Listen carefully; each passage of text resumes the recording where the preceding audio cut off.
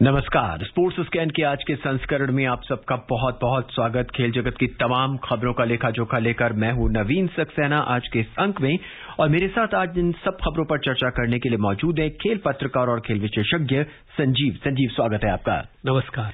नजर अब तक की खास खबरों पर। इंडियन प्रीमियर लीग का दूसरा चरण कल से दुबई में शुरू। पहले मैच में मुंबई इंडियंस का सामना चेन्नई सुपर किंग्स से। 2020 विश्व कप से पहले भारतीय पुरुष टीम ऑस्ट्रेलिया और इंग्लैंड के साथ 2 अभ्यास मैच खेलेगी। अनुल कुंबले का भारतीय क्रिकेट टीम का नया कोच बनने की संभावनाएं, और पैरालंपिक में शानदार प्रदर्शन करने वाले भारतीय खिलाड़ियों का नाम खेल पुरस्कारों के लिए भेजा गया।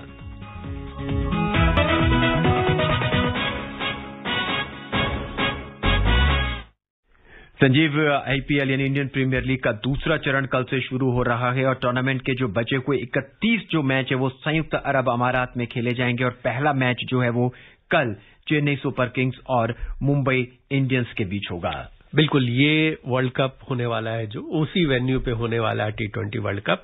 उसके पहले अगर मैं कहूं तो ये सेमीफाइनल की तरह है। हालांकि अलग वो होगा फॉर्मेट, वो देश के लिए खेल रहे होंगे, यहाँ क्लब के लिए खेल रहे होंगे, लेकिन हर एक प्लेयर के लिए एक तैयारी का पहला चरण होगा। वो उसी वेन्यू पर खेलना है, तो वहां पर उस माहौल में अपने को ढालना चाहेंगे, बेस्ट करके एक लय में, एक फॉर्म में आना चाहेंगे। तो ये पहले जितने भी हम आईपीएल देख चुके हैं उससे थोड़ा भिन्न इस तरह से है कि ये जस्ट वर्ल्ड T20 के पहले होने जा रहा है। और सचिन, यहाँ पे सभी खिलाड़ियों को यहाँ पे एक दूसरे के उसको ढांकने का मौका मिलेगा कि बैट्समैन है तो किस तरह की बैटिंग करता है, वर्ल्ड क्लास बॉलर है तो किस तरह की बॉलिंग करते हैं। बिल्कुल, देखिए ये तो वही मैं कह रहा हूं कि 4-5 चीजें हैं। एक तो वहां पर बिल्कुल अलग माहौल इसलिए है कि वहां पर टेम्परेचर जो है 40 डिग्री के आसपास, 35-40 के बीच रहने की उम्मीद है। तो अचानक से अगर वर्ल्ड कप खेलने आते प्लेयर वहां पर तो बहुत मुश्किल होती है। और यहाँ पर उन देशों के जहां पर के ज्यादा प्लेयर हैं यहाँ खेल रहे हैं, जैसे वेस्ट इंडीज के ज्यादा हैं, इंग्लैंड के हैं, ऑस्ट्रेलिया के हैं, कुछ न्यूजीलैंड के हैं, पाकिस्तान के तो बिल्कुल नहीं है यहाँ पे, बांग्लादेश के एक आधी हैं, श्रीलंका के भी कम प्लेयर हैं। तो ये कहा जा रहा है कि जिन देशों के प्लेयर यहाँ आईपीएल में खेलेंगे उनकी संभावना ज्यादा अच्छी होगी। तो यहाँ तो भारत के सबसे ज्यादा खेलेंगे, सारे प्लेयर खेल रहे हैं। तो उम्मीद करें कि भारतीय प्लेयर इस माहौल का, इस स्थिति का फायदा उठाते हुए एक पॉजिटिव नोट पर जाएं, और जो पिछले 14 साल से नहीं जीत सके 2007 के बाद ये T20 वर्ल्ड कप, वो इस बार जीत के दिखाएं। और भारतीय खेमे में इस बार जो है धोनी भी रहेंगे एज ए मेंटर, तो उम्मीद करें कि इस बार जो करिश्मा 14 साल से नहीं हुआ इस बार हो जाएगा। संजीव, कुल मिला के देखा जाए कि क्रिकेट के लिहाज से शायद ये कुछ अच्छा ही है, क्योंकि अब आपको एक जिसे कहते हैं न्यूट्रल वेन्यू आपको मिल चुका है। भले ही आपके देश में किसी भी तरह की परिस्थितियां हों, आप क्रिकेट मैच जरूर करा सकते हैं। हाँ बिल्कुल, ये एक सबसे अहम जो बात इसमें ये है कि कोविड के दौर में जहां पर बहुत सारी चीजें रुक गई हैं, ऐसा लग रहा है जीवन थम गया है, ये खेल न केवल अभी क्रिकेट, इसके पहले भी बड़े मेगा खेल हुआ ओलंपिक्स, तो ये रास्ता दिखाते हैं कि भी इस माहौल में भी एक बड़ा आयोजन हो सकता है, हम खेल सकते हैं, बड़े आयोजन कर सकते हैं। पहला मैच चेन्नई सुपर किंग्स और मुंबई इंडियंस के बीच।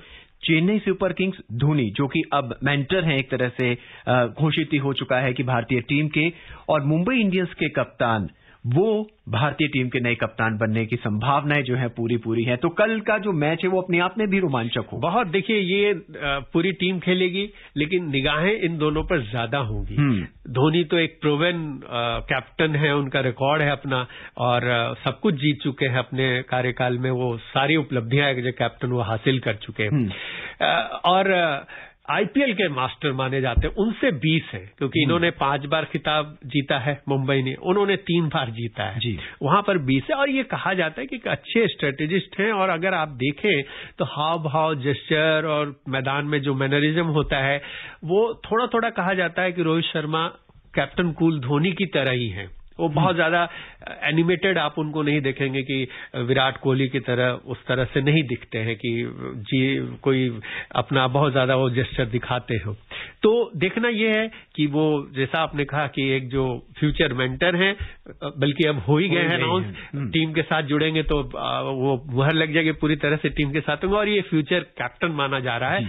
तो इस इन दोनों की स्ट्रेटेजी में किसकी बेहतर स्ट्रेटेजी नजर आती है? संजीव, मुंबई इंडियंस की जो टीम है वो यंग प्लेयर्स से जुड़ी हुई है, और अगर खेल विशेषज्ञों और खेल पत्रकारों की भाषा में कहें तो सुपर किंग्स जो है वो that is the team of old man horses. बिल्कुल एक पुराने, और यूं कहें कि थोड़े ओल्ड मैन की टीम है। किसको आप देखते तवज्जो देंगे, यंग प्लेयर्स को या फिर एक्सपीरियंस को? देखिए 2020 में इसी वेन्यू पर जब पिछला एडिशन 13 IPL 13 का आयोजन हुआ था तो बहुत ही खराब प्रदर्शन रहा था चेन्नई का, और ये कहा जा रहा था कि अब ये कप्तान भी पुराने हो गए हैं और खिलाड़ी भी पुराने हो गए हैं। एक ऐसी टीम है, शायद 8 टीमों को हम देखें तो यही एक टीम है जिसने अपने बहुत सारे खिलाड़ियों पर भरोसा किया और लंबे समय से उनके साथ जुड़े हुए हैं। तो लेकिन अब इस बार थोड़ा मुझे लग रहा है अलग होगा, क्योंकि अगर याद होगा तो पिछली बार सुरेश रैना वापस आ गए थे, वो खेले नहीं थे।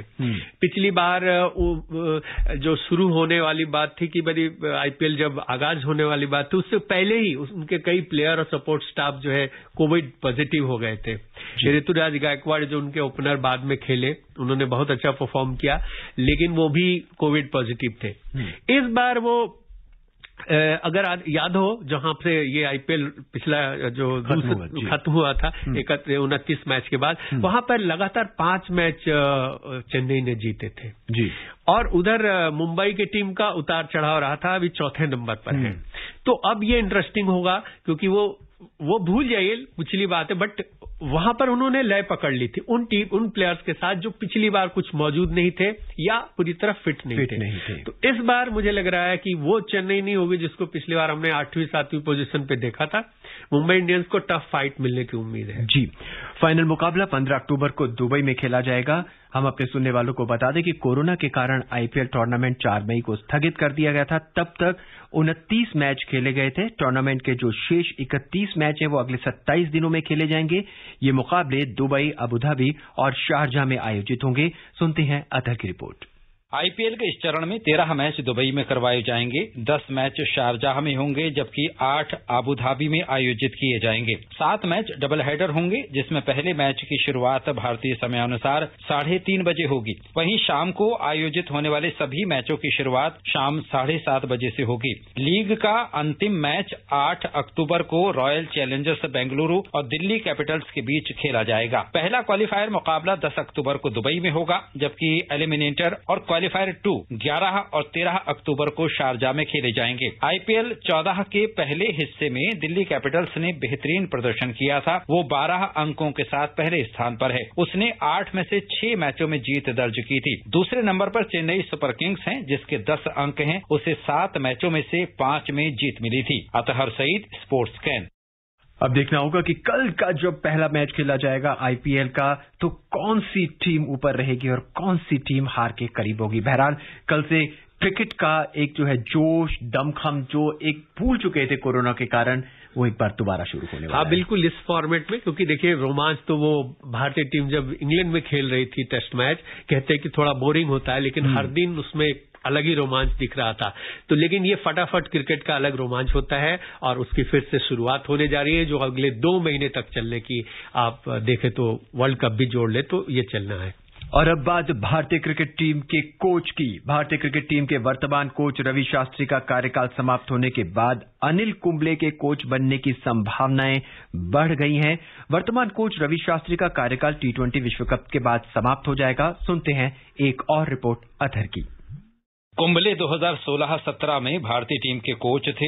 सचिन तेंदुलकर, VVS लक्ष्मण और गांगुली की अगुवाई वाली क्रिकेट सलाहकार समिति ने उन्हें शास्त्री के स्थान पर कोच नियुक्त किया था। लेकिन चैंपियंस ट्रॉफी फाइनल में पाकिस्तान से हार के बाद कुंबले ने अपने पद से त्याग पत्र दे दिया था। BCCI कुंबले के अलावा लक्ष्मण से भी संपर्क कर सकता है, जो पिछले कुछ वर्षों से इंडियन प्रीमियर लीग की टीम सनराइजर्स हैदराबाद से जुड़े हुए हैं। इसके बावजूद कुंबले कोच पद के प्रबल दावेदार बने रहेंगे। बीसीसीआई की पहली पसंद भारतीय कोच हैं और कुंबले को 100 से अधिक टेस्ट मैच खेलने के अलावा कोचिंग का भी अनुभव है। कुंबले आईपीएल में पंजाब किंग्स के साथ जुड़े हुए हैं। कुंबले 23 जून 2016 को भारतीय क्रिकेट टीम के हेड कोच बने थे। कोच बनते ही अनिल कुंबले की कमान में टीम इंडिया ने वेस्टइंडीज के खिलाफ टेस्ट सीरीज में शानदार प्रदर्शन किया। वेस्टइंडीज के खिलाफ भारत ने सीरीज 2-0 से अपने नाम की। उसके बाद घरेलू टेस्ट सीरीज में न्यूजीलैंड से 3-0 से जीते। वहीं वनडे सीरीज में भी टीम इंडिया ने न्यूजीलैंड को 3-2 से मात दी। भारत दौरे पर आई इंग्लैंड को टीम इंडिया ने 4-0 से करारी शिकस्त दी। भारतीय टीम ने इंग्लैंड के खिलाफ वनडे और T20 सीरीज 2-1 से जीती। देखना होगा कि अगर अनिल कुंबले भारतीय टीम के कोच बनते हैं तो भारतीय क्रिकेट को वो किन ऊंचाइयों तक ले जाएंगे। अतहर सईद, स्पोर्ट्स कैन। संजीव, अब सबकी निगाहें अनिल कुंबले की तरफ है। वे वही व्यक्ति है जिसने एक बार पूरी की पूरी पाकिस्तानी टीम को फिरोजशाह कोटला में ढहा दिया था और अब उम्मीद की जा रही है कि जब ये भारत के कोच बनेंगे तो कहां तक लेके जाएंगे। देखिए, इनको जो प्लेयर्स अपने टीममेट्स हैं वो जंबो बोलते हैं जी। तो ये जंबो जेट हम जानते हैं उसका क्या रोल होता है ऊंची उड़ान उड़ने का। और देखिए, कुंबले उसी उदाहरण को हम सभी देते, बट आप देखिए तो कुंबले ने बहुत कुछ ऐसा किया, भारत को बहुत सारे मैच जिताए हैं। कुंबले वो करेजियस खिलाड़ी थे कि एक बार उनके यहाँ पर मुंह पे चोट लगी थी, वो बैंडेज बांध के उन्होंने बॉलिंग की। कुंबले वो खिलाड़ी हैं, मुझे याद है कि एक बार सिडनी में एक मैच में सौरभ गांगुली कैप्टन थे उस समय, 2002-03 का दौरा जो था, उस समय आखिरी दिन विकेट निकालने थे सब ऑस्ट्रेलिया के। और ये बाद में सौरभ गांगुली ने बताया कि आपकी एक बहुत बड़ी भूमिका होने वाली है, आज आखिरी दिन है, हम इस मैच को चाहे जीत सकते हैं, तो क्या करना है। तो कुंबले ने कहा कि मैं एक तरफ से मैं लगातार बॉलिंग करूंगा, दूसरी तरफ से आप देखिए कि क्या करना है जी। तो एक छोर से उन्होंने 45 ओवर गेंदबाजी की, 90 ओवर दिन में किए जाते हैं। तो ये कहानी सौरव गांगुली ने बताई थी बाद में। तो लगातार बॉलिंग करते रहे। तो वो ऐसे खिलाड़ी हो जो चैलेंज लेते हैं। जब वो रिटायर हुए थे, मैं बताना चाहूंगा, ये दिल्ली में ही उन्होंने वो मैच भी खेला था और आखिरी मैच भी खेला था, क्योंकि उनको उनसे इस पिच से, इस जगह से प्यार है। तो उन्होंने कहा था कि मुझे अगर ऐसा मिल जाए तो मैं इस पिच को हर जगह ले जाना चाहूंगा। लेकिन एक सवाल पूछा था कि मैंने ही पूछा था कि क्या आप अपने करियर से संतुष्ट हैं? तो उन्होंने कहा कि जब मैं आया था इंटरनेशनल क्रिकेट में, उसी वक्त सचिन तेंदुलकर भी आए थे आसपास ही। सचिन तेंदुलकर के बारे में कहा जाता था कि ये सारे रिकॉर्ड तोड़ देंगे, इतनी प्रतिभा। मेरे बारे में कहा जाता था कि ये ऐसे खिलाड़ी लंबी रेस का घोड़ा नहीं है, ये तो फास्ट बॉलर टाइप का है, ये स्पिनर तो है ही नहीं, तो ये चलेगा नहीं। तो सचिन को अपने जो उनके जितने शुभचिंतक थे और जो एक्सपर्ट थे, उनकी बातों को सच करके दिखाना था और मुझे सबकी बातों को झूठा साबित करना था।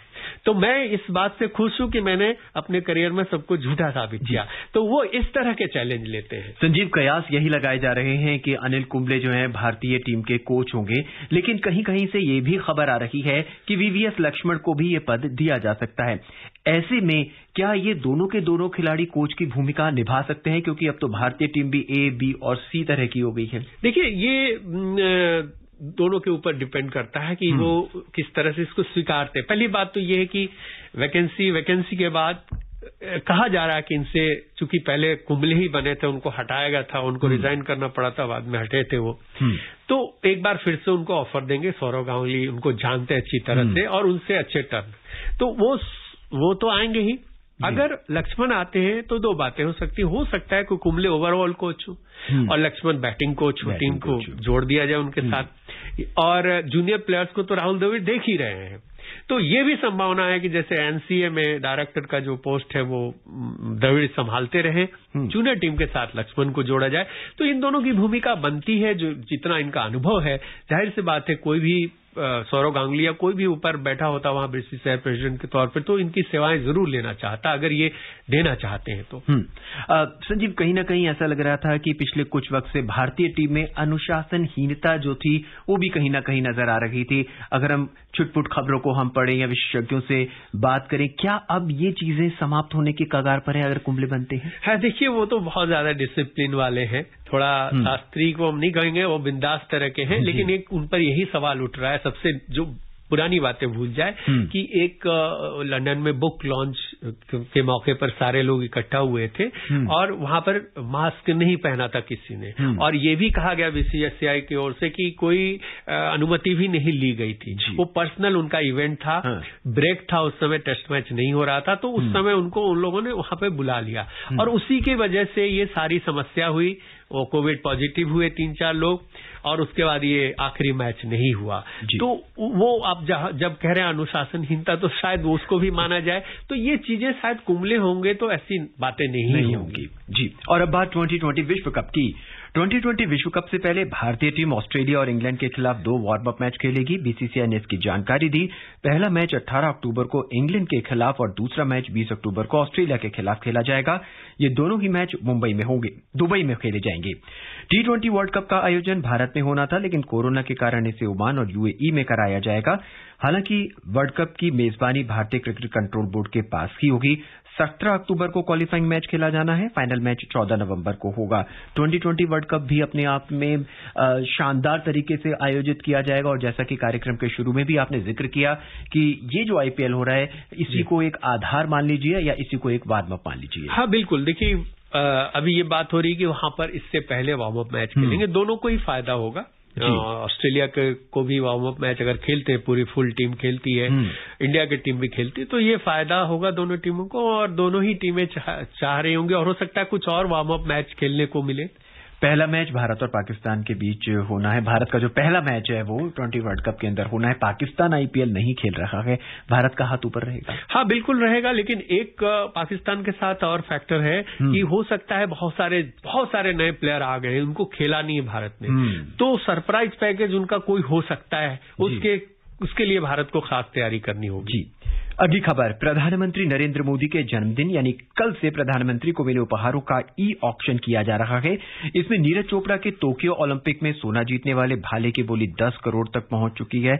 ई ऑक्शन में टोक्यो ओलंपिक और टोक्यो पैरा ओलंपिक के विजेताओं द्वारा प्रधानमंत्री को दिए गए उपहार भी शामिल है।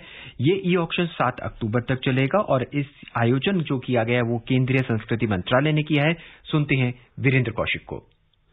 कल से शुरू हुई ई नीलामी में टोक्यो ओलंपिक में भारत को स्वर्ण पदक दिलाने वाले नीरज चोपड़ा के जेवलिन का आधार मूल्य 1 करोड़ रुपए रखा गया था। एक ही दिन में उसकी बोली 10 करोड़ तक पहुंच चुकी है। वहीं टोक्यो पैरालंपिक में जेवलिन थ्रो में गोल्ड मेडल अपने नाम करने वाले सुनील अंतिल की जेवलिन की बोली 3 करोड़ तक पहुंच चुकी है। अंतिल के भाले का बेस प्राइस भी 1 करोड़ रुपए ही रखा गया था। दोनों खिलाड़ियों ने इन्हीं भालों से गोल्ड मेडल अपने नाम किया था। साथ ही टोक्यो ओलंपिक में भारत के लिए कांस्य पदक जीतने वाली भारतीय बॉक्सर लवलीना बोरगोहेन के बॉक्सिंग ग्लव्स की कीमत 10 करोड़ तक पहुंच गई है। नीले रंग के इन ग्लव्स की शुरुआती कीमत 80 लाख रुपए रखी गई थी। इस पर उनके हस्ताक्षर भी हैं। इसके साथ ही टोक्यो ओलंपिक में बैडमिंटन में कांस्य पदक विजेता पीवी सिंधु के बैडमिंटन और बैडमिंटन बैग की कीमत 2 करोड़ 20 हजार रुपए तक पहुंच चुकी है, जबकि आधार मूल्य 80 लाख रुपए था। भारतीय महिला हॉकी टीम की हॉकी पर भी लोग जमकर बोली लगा रहे हैं। हॉकी पर महिला हॉकी टीम की खिलाड़ियों के हस्ताक्षर हैं। इसका आधार मूल्य 80 लाख रुपए था, जिसकी कीमत बढ़कर 1 करोड़ 500 रुपए हो चुकी है। महिला हॉकी टीम टोक्यो ओलंपिक में चौथे स्थान पर रही थी। Virendra Kaushik, sports scan. और हम अपने सुनने वालों को बता दें कि कोई भी व्यक्ति या संगठन 7 अक्टूबर 2021 तक की नीलामी में भाग ले सकता है, और इससे प्राप्त होने वाली राशि को गंगा नदी के संरक्षण के लिए नमामि गंगे अभियान को प्रदान किया जाएगा। वहीं संजीव, पैरालंपिक में शानदार प्रदर्शन करके भारत को पदक दिलाने वाले खिलाड़ियों के नाम जो है वो खेल पुरस्कारों के लिए भेजे जा चुके हैं, और इसमें निशानेबाज मनीष नरवाल हैं, ऊंची कूद एथलीट शरद कुमार हैं। ये वो खिलाड़ी हैं जिन्होंने पैरा ओलंपिक को नक्शे पे उतार दिया है। भारत का नाम जहां पे हम लोग नहीं समझते थे वहां पहुंचा दिया है। बिल्कुल, इनको प्रोत्साहित भी किया प्रधानमंत्री के स्तर से। इनको जो प्रोत्साहन मिला उसकी वजह से भी सब लोग अब आज उनको भी जान रहे हैं, और मेरे ख्याल से सबको मिलना चाहिए, क्योंकि पहले उदाहरण ऐसा रहा है कि कई खिलाड़ियों को एक साथ खेल रत्न भी मिला है। यहां तक कि जो प्लेयर, मुझे याद है एक बार 3 प्लेयर को भी मिला था। तो इसलिए मुझे लग रहा है कि ये जितने भी जीत के आए कम से कम उन सबको मिलना चाहिए। जी, वक्त बहुत कम है और खबरों पर चर्चा हम बहुत करना चाहते थे, लेकिन आज के लिए बस इतना ही। संजीव, हमसे जुड़ने के लिए और तमाम खबरों पर अपनी विशेष राय देने के लिए बहुत बहुत धन्यवाद। धन्यवाद। नजर एक बार फिर अब तक की खास खबरों पर। आईपीएल का दूसरा चरण कल से दुबई में शुरू। पहले मैच में मुंबई इंडियंस का सामना चेन्नई सुपर किंग्स से। 2020 विश्व कप से पहले भारतीय पुरुष टीम ऑस्ट्रेलिया और इंग्लैंड के साथ 2 अभ्यास मैचें खेलेगी और अनिल कुंबले का भारतीय क्रिकेट टीम का नया कोच बनने की संभावनाएं। मुझे यानी नवीन को दें इजाजत। नमस्कार।